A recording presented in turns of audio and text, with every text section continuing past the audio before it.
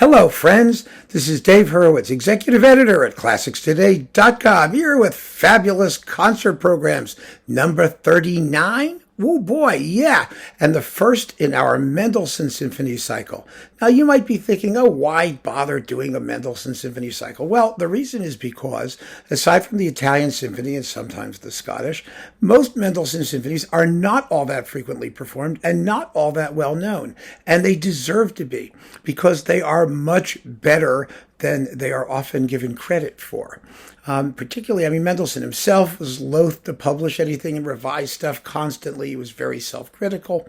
And, well, we don't need to go into what subsequent scholarship has done to Mendelssohn, either because they hate things that were Victorian or they hate things that were Jewish, even though he was raised as a Lutheran and thought that he was.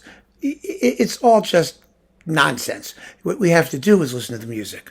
And so we're going to begin with Mendelssohn's First Symphony. But before we go, I just have to show you all. Yes, look, I've made enormous progress shelving.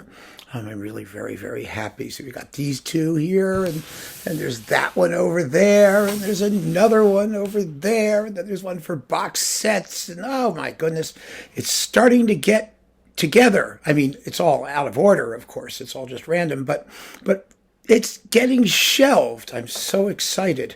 And so now I will have a backdrop. And the tam-tams, by the way, the gongs, remember those? They're right over here. So we're getting there. We're really getting there. So anyway, Mendelssohn, Symphony Number 1. First of all, the thing to know about Mendelssohn's First Symphony is that it's really his 14th. Just remember, he wrote 13 string symphonies between the ages of 12 and 14. Just unbelievable. And then after that, he just dribbled into his First Symphony. Now, the First Symphony is an absolutely fabulous work. It is plainly based on his experience of Mozart, not so much Beethoven, but to a degree, it's a very exciting piece. My goodness, it's just full of energy and passion. I don't know why it doesn't get played. I really don't. The first time I heard it, I didn't know who wrote it. I just listened to it. I went, wow, that's really something. Especially the end, it's in C minor. It's a minor key symphony, and it starts out with a tempestuous minor key finale that suddenly switches to the major for the coda at the end. And when that happens, you just go, whoa! It's like, blam! Oh, it's astonishing. Fabulous. And the scherzo originally, Mendelssohn was nervous about performing it with the original scherzo, so he substituted the orchestral version of the scherzo of the octet. So there's that alternate orchestration of the scherzo of the octet, which you could stuff into the First Symphony. But most of the time, we now do it the way Mendelssohn originally wrote it, which is just marvelous. There's nothing in the world wrong with it.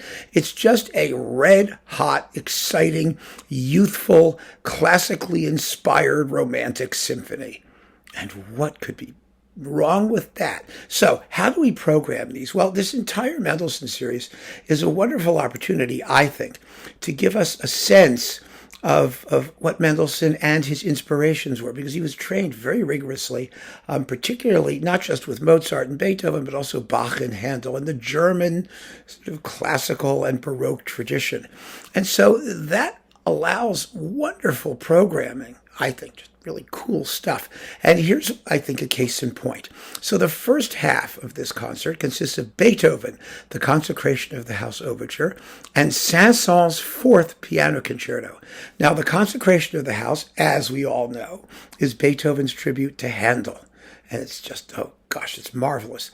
And the Saint-Saens is full of contrapuntal and chorale stuff. It's a very interesting work. It's very, well, what's the word? What's the word? It's learned in its handling of counterpoint and in the thematic material, which is kind of fascinating. It's not the most alluring. It's not like the second where it's going bum, bum, bum, bum, bum, bum. It doesn't do that. But it's in two movements. It's formally very interesting, and I think it works very, very well with the theme here, which is that of inspiration of the Baroque and also liturgical music and chorales and all of that stuff. It's all in that concerto. So that makes a wonderful first half. The audience gets up and applauds the pianist like crazy. Then there's an intermission, and we start all over again with another introduction. And this is the Handel Overture in D minor as orchestrated by Elgar. because I just think it's a wonderful arrangement. You know, Elgar did also a Bach arrangement, the Fantasian Fugue in C minor, which is insane. But no one ever does this Handel overture, which is just as lovely, and a wonderful concert opener. It's only like 5 or 6 minutes long, so it makes a perfect, raise the curtain on the second half. And then we do Mendelssohn's First Symphony.